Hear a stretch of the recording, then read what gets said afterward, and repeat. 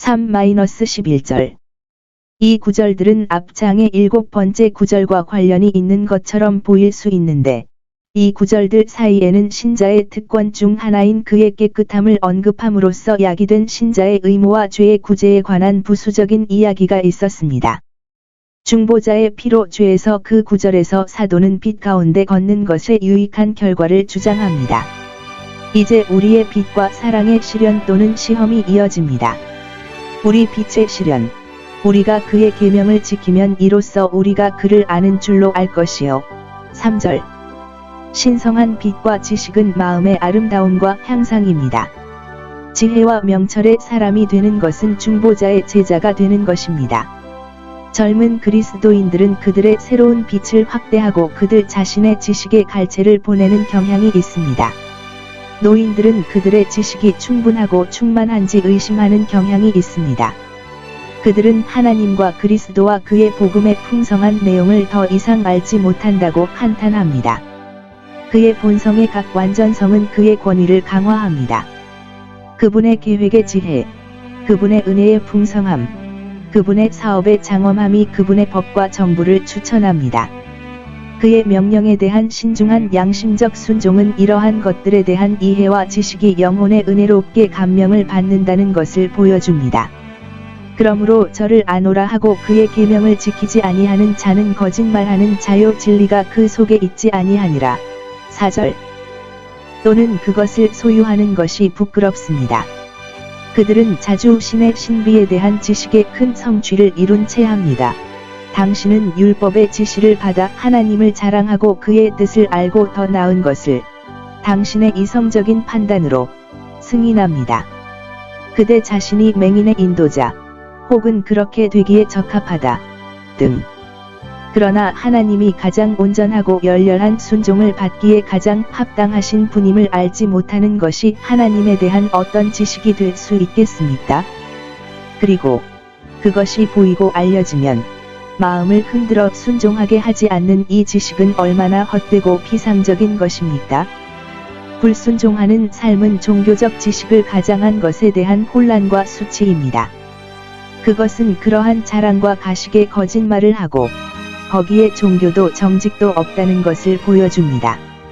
우리 사랑의 시련. 누구든지 그의 말씀을 그의 안에 지키는 자는 참으로 하나님의 사랑이 온전하나니 이로써 우리가 그의 안에 있는 줄을 아느니라. 5절. 그렇게 하는 사람 안에 하느님의 사랑이 온전하게 됩니다. 아마도 어떤 사람들은 여기에서 우리에 대한 하나님의 사랑을 이해할 수 있습니다. 의심할 바 없이 우리에 대한 그분의 사랑은 우리가 그분의 말씀을 실제적으로 준수하지 않고는 완전해질 수 없습니다. 또는 그 완전한 계획과 열매를 얻을 수도 없습니다. 우리는 사랑 안에서 그분 앞에서 거룩하고 흠이 없도록 선택되었습니다. 우리는 구원을 받아 선한 일에 열심하는 특별한 백성이 되었습니다. 우리는 성화를 위한 신성한 성령의 더 큰 분량에 참여할 수 있도록 용서받고 의롭게 되었습니다. 우리는 거룩함과 순종의 길을 걸을 수 있도록 거룩하게 되었습니다. 여기에서 우리에게 끝나는 신성한 사랑의 어떤 행위도 하나님의 말씀에 대한 우리의 거룩한 주의 없이는 그 합당한 경향과 결과를 얻지 못합니다. 그러나 이 구절은 여기서 하나님에 대한 우리의 사랑을 의미합니다. 그래서 V15. 아버지의 사랑이 그 안에 있지 아니하니라. 그래서 하나님의 사랑이 어찌 그 속에 거하겠느냐? 이제 빛은 사랑을 밝히는 것입니다. 사랑은 하나님의 말씀을 지켜야 하고 또 지킬 것입니다.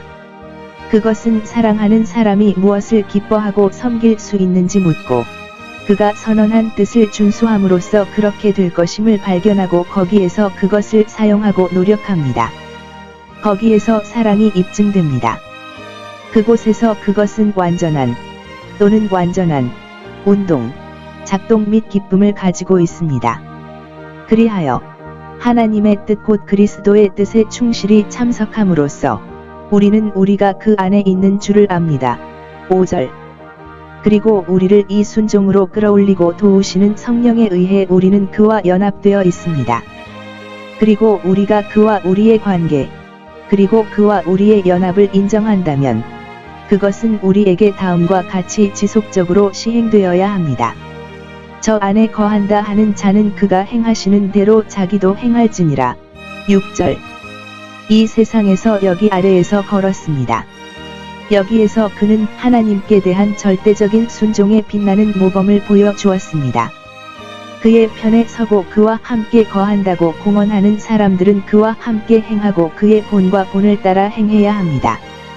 고대 철학자의 여러 종파의 당파는 각자의 교사와 종파 지도자의 명령과 실천에 큰 관심을 기울였습니다. 더욱이 그리스도 안에 거하고 그리스도와 함께 거한다고 공언하는 그리스도인은 그분의 무오하신 스승이시며 머리이신 그분을 닮아가는 것을 목표로 삼아야 합니다. 그리고 그의 과정과 처방을 따르라. 그러면 내가 너희에게 명하는 대로 너희가 행하면 너희는 나의 친구이니라. 7절은 바로 앞의 것을 뒤돌아보거나 여기에서 새 계명이 아닌 옛 계명으로 표현된 그리스도께서 걸으신 것처럼 걷는 것으로 여겨질 수 있습니다. 또는 사도가 지금 권고할 것을 기대하는 것, 그것이 형제의 법칙입니다. 이것은 처음부터 들은 소식이며 3시 11분, 옛 계명이다. 요이 2시 11분. 이제 사도는 그러한 관습을 권유하는 동안 애정어린 호칭으로 그 예를 제시할 준비가 되어 있습니다. 그래서 형제의 교훈이 권장됩니다. 옛 계명으로 내가 너희에게 새 계명을 쓰는 것이 아니라 너희가 처음부터 가진 옛 계명을 쓰노라. 7절. 그러나 다양한 재정, 집행 및 동기를 인정할 수 있습니다. 순진한 상태에서 인간의 본성이 전파되었다면 사람들은 한 혈통이 되어 땅에 거하도록 지음을 받았고 하나님의 자녀가 되고 하나님의 형상을 지닌 것처럼 서로 사랑했을 것입니다. 죄의 상태와 회복이 약속된 상태에서 그들은 창조주 하나님과 혈연 관계로 서로 사랑해야 하며 같은 소망 안에서 동역자들이 되어야 합니다. 히브리인들이 독특하게 결합되었을 때 그들은 특권을 가진 백성으로서 서로 사랑해야 했습니다. 그들에게는 언약과 양자가 있었고 그들의 종족에서 메시아와 교회의 머리가 생겨나야 했습니다. 새로운 사람으로서 또 다시 너희로 이 의무를 더욱 강건하기 위하여 내가 너희에게 새 계명을 쓰노니 새 사회 곧 기독교 법인의 법인이 그에게 참된 것이 먼저요 참된 것이요 그 머리에 관하여는 그 진리가 첫째요 또 그 속에 풍성하여 그가 교회를 사랑하시고 위하여 자신을 주셨으니 이것이 너희에게도 참되도다. 이 율법은 어느 정도 너희 마음에 기록되었으니 너희가 서로 사랑하라는 하나님의 가르침을 받았고 또는 그 이후로 어두움이 지나갔기 때문에 회심하지 않은 유대인이든 이방인이든 편견에 사로잡힌 마음의 어둠이 지나갔기 때문에 하나님과 그리스도에 대한 당신의 개탄스러운 무지는 이제 지나갔고 참 빛이 지금 비추나니. 8절. 복음적 계시의 빛이 생명과 효능으로 너희 마음의 빛이었느니라. 여기에 우리 그리스도인의 빛에 대한 또 다른 시련이 있습니다. 전에는 하나님께 순종함으로 인정을 받는 것이었습니다. 여기 기독교 사랑으로 이 사랑을 헛되이 원하는 자는 자기 빛을 가장하는 자니 빛 가운데 있다 하며 그 형제를 미워하는 자는 지금까지 어둠에 있는 자요. 9절. 그들의 영혼을 위해 그러나 가시적 교회에는 종종 자신이 사실보다 더 많은 것을 가정하는 사람들이 있습니다. 자신이 빛 가운데 있다고 말하는 사람들이 있습니다. 신성한 계시가 그들의 마음과 영혼에 인상을 남겼지만 그들은 여전히 증오와 적대감 가운데 행합니다. 그들의 그리스도인 형제들을 향하여 이들은 형제들에 대한 그리스도의 사랑에 흔들리지 않으며 따라서 기독교로 개종한 척하지만 어두운 상태에 남아 있습니다. 그러한 사랑으로 다스려지는 사람은 자신의 빛이 좋고 참되다고 인정합니다.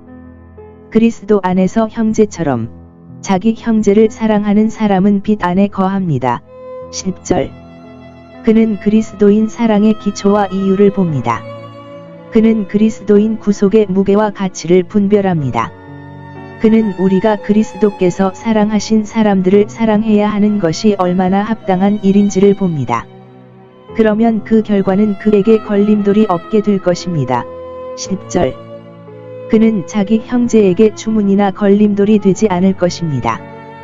그는 형제를 죄로 이끌거나 종교의 길에서 떠나게 하지 않도록 양심적으로 조심할 것입니다. 기독교인의 사랑은 형제의 영혼을 높이 평가하고 그의 순결과 평화에 해를 끼칠 모든 것을 두려워하도록 우리에게 가르칩니다.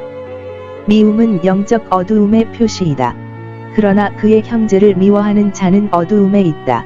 11절. 영적 빛은 은혜의 성령에 의해 주입되며 그 성령의 첫 열매 중 하나는 사랑입니다. 그리스도인 형제에 대한 악의에 사로잡힌 사람은 영적인 빛이 없어야 합니다. 결과적으로 그는 어둠 속을 걷습니다. 11절.